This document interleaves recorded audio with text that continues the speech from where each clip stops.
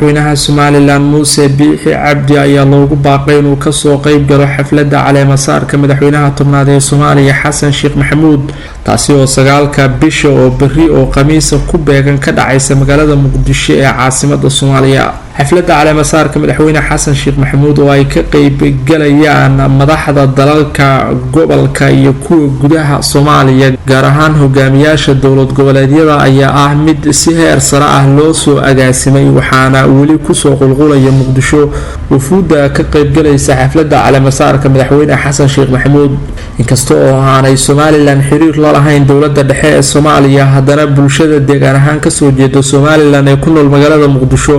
ayaa ugu baaqay madaxweynaha Somaliland Muuse Biixi Cabdi inuu yimaado Muqdisho si uu uga qayb galo xafladda caleemasaarka madaxweynaha Soomaaliya Xasan Sheekh Maxamuud. waxay ku andacoodeen intan ay tahay sidoo kale fursad Somaliland ay ku heli karto ictiraafka ay baadigoobayso muddada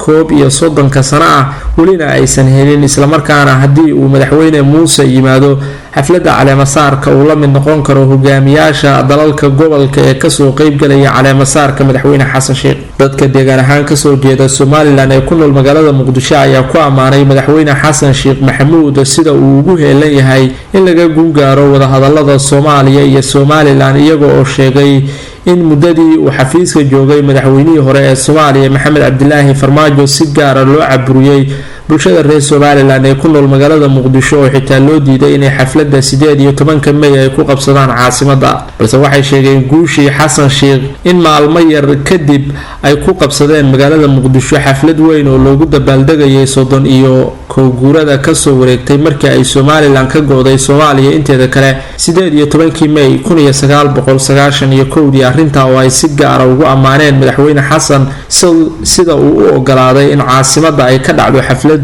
loogu dabaaldegayay gooni isu taagga Somaliland inkastoo sababta ay u diidaysay dowladii hore ee Farmaajo hogaaminayay ay ahayd in aan Muqdisho dhexdeeda looga dabaaldegin munaasabada lagu kala qaybinayo Jamhuuriyadda Federaalka ee Soomaaliya looguna dabaaldegayo go'itaanka qayb ka mid ah Soomaaliya maadaama ay dowladda dhexe iyo caasimaduba u taagan yihiin isku haynta iyo midnimada dadka Soomaaliyeed. waxaa kaloo ahay dadka deegaan ahaan ka soo jeeda Somaliland ee ku nool magaalada Muqdisho ay sheegeen inay ka rajeynayaan madaxweynaha cusub ee Jamhuuriyadda Soomaaliya mudane Xasan Sheekh Maxamuud in uu ka libin keeno wadahadallada Muqdisho iyo Hargeysa ee sanadaha badan soo taxnaa balse aan laga guulgaarin. waxay kaloo ku wargeliyeen bulshadan madaxweynaha Somaliland Muuse Biixi Cabdi in ictiraafka uu ka raadinayo dalalka caalamka ee weli la yahay uusan ahayn mid halka jira balse aqoonsiga Somaliland iyo midnimaduba uu yaalo magaalada Muqdisho oo ah meesha ay ka go'do taladu. waxayna ku wargeliyeen madaxweyne Biixi inuu qaato go'aan qaraar oo uu ka soo dago magaalada Muqdisho kana qayb galo xafladda caleemasaarka madaxweynaha tobnaad ee Soomaaliya mudane Xasan Sheekh Maxamuud ee Khamiista ka dhacaysa magaalada Muqdisho taasi oo ay ka qayb galayaan wufuud caalami ah iyo hogaamiyaasha dowlad goboleedyada ka jira gudaha Soomaaliya.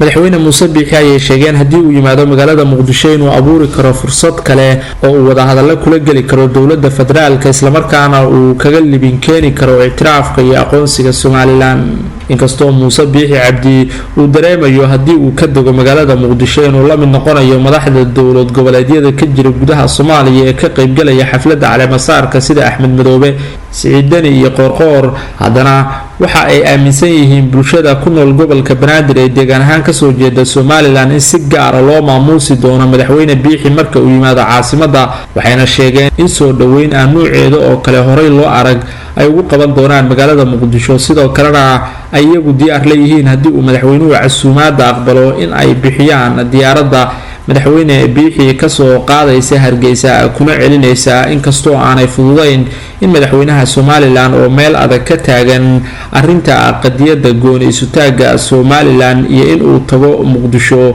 aysan dadka la aaminsan yahay inaanay ka suurtoobin in uu si fudud ku yimaado magaalada Muqdisho weliba baaq ay u jeediyeen qayb ka mid ah bulshada ka soo jeeda Somaliland ee ku sugan Muqdisho oo uu arkayo kuwa deegaanadoodii ka soo baxsaday oo aan xitaa dib ugu laaban karin Somaliland oo la aaminsan yahay marka ay ku laabtaan in xabsiga loo dhaadhicin doono sida ku dhacday muwaadiniin dhowr ah oo dib kaga noqday Muqdisho markii ay tageen Hargeysana la xiray. somalilan ayaa muddo 31 sano ah waxa ay gooni kaga taagan tahay Soomaaliya inteeda kale balse weli waxay dunidu u arkaysaa inay qayb ka tahay Soomaaliya oo ay la mid tahay maamul goboleedyada kale ee ka jira gudaha Soomaaliya sida Puntland oo ay daris yihiin waxaana ay heshaa deeqda ay caalamku ugu tala galeen Soomaaliya oo laga siiyo qaybteeda xafladda caleemasaarka madaxweynaha tobnaad ee Soomaaliya oo ay goobjoog ka noqonayaan hogaamiyaasha dowlad goboleedyada gudaha Soomaaliya iyo madaxda dalalka gobolka ayay bulshada ku nool gobolka Banaadir ee reer Somaliland dalbanayaan in madaxweyne Muuse Biixi Cabdi uu ka soo qayb galo balse madaxweyne Biixi ayaa la sheegay inuusan diyaar u ahayn inuu ka dago Muqdisho taasi oo haddii ay dhacdo dhabarjab ku noqon doonto sida uu aaminsan yahay qadiyada gooni isutaaga Somaliland iyo halganka uu sheegto madaxweyne Biixi inuu u soo galay inay Somaliland ka madax banaanaato Soomaaliya inteeda kale